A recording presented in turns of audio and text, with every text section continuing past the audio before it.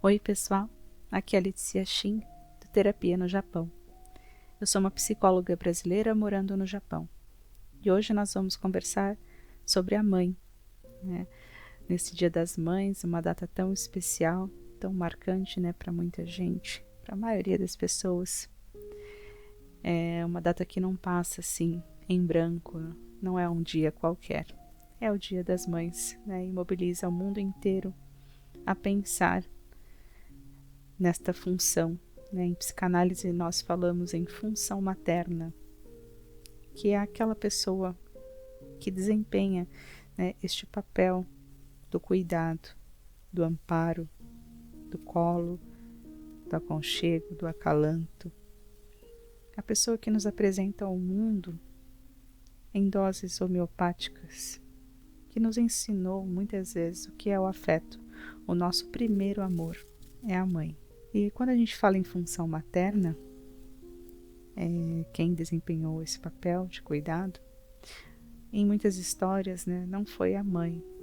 Tem muita gente que, se você parar para conversar, teve essa experiência de cuidado com uma avó, né, com uma tia, uma madrinha, uma irmã mais velha, ou até mesmo o pai.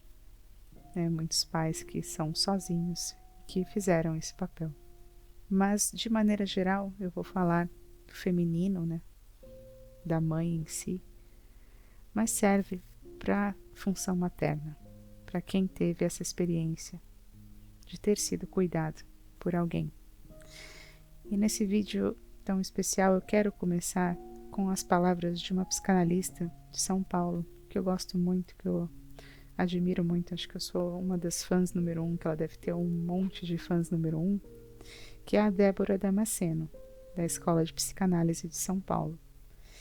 E eu vou pegar aqui as palavras dela, eu não lembro se foi no vídeo do ano passado, retrasado, e ela falou assim, umas coisas muito profundas, muito bonitas, a respeito do feminino, né, a respeito da mãe.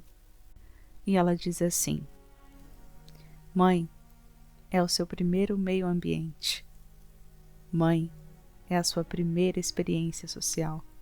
Dela vêm todas as referências. De maneira geral, a gente tem certeza do amor materno.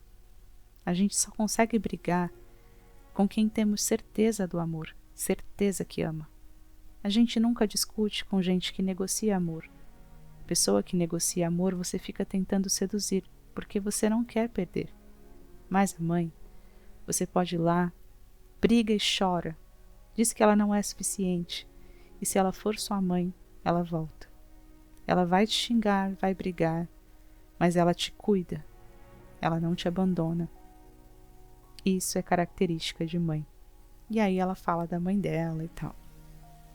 E porque, de fato, né, a mãe suporta muita coisa. Não que isso seja uma virtude, mas é a característica da mãe. Às vezes os filhos brigam, tem conflitos, em toda a família vai ter esse tipo de coisa. Até porque, né, às vezes está nascendo a nossa identidade e a gente tem que se separar, então tem algumas coisas que são nossas, outras que são da mãe ou do pai. E durante esse processo, né, de amadurecimento, existem, né, alguns espinhos no caminho.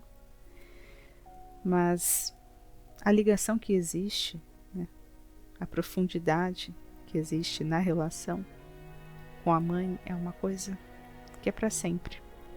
Inclusive para quem não tem mais a mãe, para quem a mãe já partiu, a mãe se faz presente na ausência. É impossível ignorar que ela esteve aqui. Existe a mãe que nos habita, a mãe que nós internalizamos em nosso psiquismo, porque a mãe vai muito além da pessoa que te deu a vida. Ela vive dentro de nós e se faz presente na maneira em que a gente oferece cuidado ao outro, né, aos outros, da maneira que a gente se relaciona, né, da maneira que a gente cobra, do jeito que a gente deseja, como nós agimos frente à vida. né? Eu lembro de uma professora que eu tive na faculdade, que era para mim uma diva, né? A diva Klein, Ana Karina Facchini. Inclusive ela dá aula lá no SEDS hoje, que foi o lugar que eu fui logo depois da faculdade. Fiz um ano só, mas era por influência dela. Era tipo uma mãezona assim da nossa sala de supervisão, era maravilhosa. E ela falava: só sabe maternar quem foi maternado. Quem foi cuidado oferece o cuidado. É mais ou menos assim uma repetição. Existem, lógico, algumas raras, né, exceções, mas muitas pessoas teve ou têm uma relação muito difícil com a mãe, justamente porque a mãe não teve esse materno. Então ela não sabe maternar, ela não sabe oferecer esse colo, esse cuidado, porque ela não teve isso. Eu nunca esqueci essa frase da minha professora: só se sabe maternar, né? Só sabe maternar quem foi maternado. Só oferece cuidado quem foi cuidado. Então, às vezes, a relação é muito difícil porque a mãe entra em contato com a própria infância quando ela se transforma em mãe, quando ela vira mãe. Ela, de certa forma, ela está tocando ali na infância, ela está lembrando, está entrando em contato, às vezes, com algo que ela realmente não teve. E como é difícil dar algo que você nunca teve. E nem sempre a mãe que nós internalizamos é a mãe que realmente nós tivemos. Às vezes é uma mãe idealizada, né? Aquela mãe que você gostaria que fosse, que você queria, que você desejava muito que ela tivesse sido assim, que ela tivesse umas características, sei lá, de filme, de série, ou de algum amigo ou amiga. Ai, a mãe do meu amigo que é legal, a mãe da minha amiga, ou a mãe da minha prima, minha tia, né? Enfim, às vezes você desloca, né? Idealiza um feminino ou uma outra versão de mãe e abandona, né, ignora a própria mãe. Às vezes você internaliza também um materno com raiva, com rancor, com mágoas, né, com muita briga, com muitos espinhos, né, na relação com muitos espinhos. É assim, às vezes, a maioria das vezes tem os dois lados também, né, ambivalente. Então a mãe pode ser ausência e excesso, né? A gente até fala assim, caramba, né?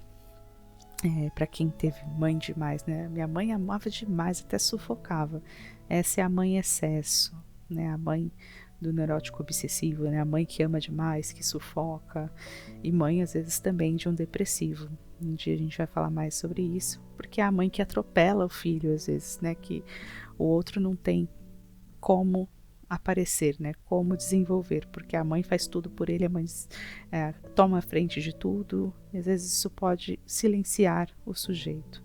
Mas também tem a mãe ausência, a mãe que não existiu, que não pôde aparecer, que não teve um gesto, né? Existem essas mães também que se retraíram, que não conseguiram desenvolver esse papel, né? Que realmente às vezes se traumatizaram, tiveram problemas sérios e não conseguiram. Muitas vezes tem a relação de amor e ódio, né? Ela pode ser também, né? A mãe, ela pode ser o nosso sintoma, pode ser o nosso ponto fraco, pode ser também o nosso ponto forte, né? Tem gente que fala, nossa, a minha mãe é a minha rocha, ela me ensinou a ser firme, a encarar a vida.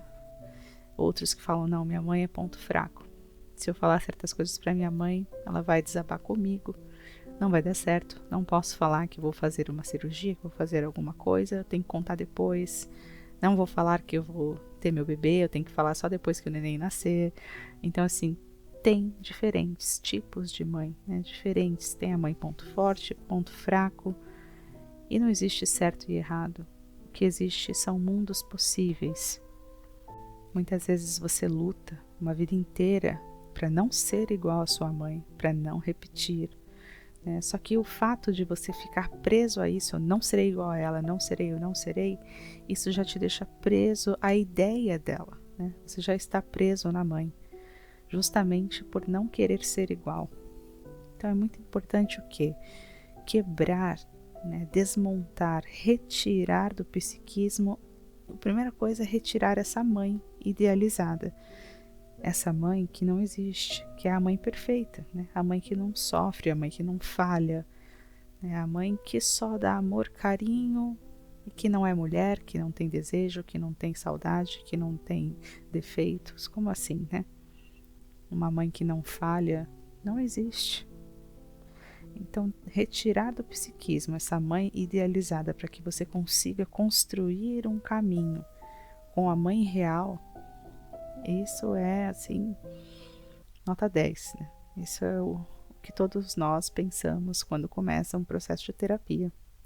Porque às vezes você ignora a mãe real e fica preso na mãe idealizada, que é a mãe que não vai ser possível conhecer ou não vai ser possível existir. Mas a mãe real está ali. Então é preciso muitas vezes voltar lá na história, tentar fazer as pazes com a própria história, com a história desse feminino. Às vezes você não consegue perdoar ou esquecer certas coisas, né? Coisas difíceis, coisas ruins, né? Momentos que te colocaram à prova ali na relação.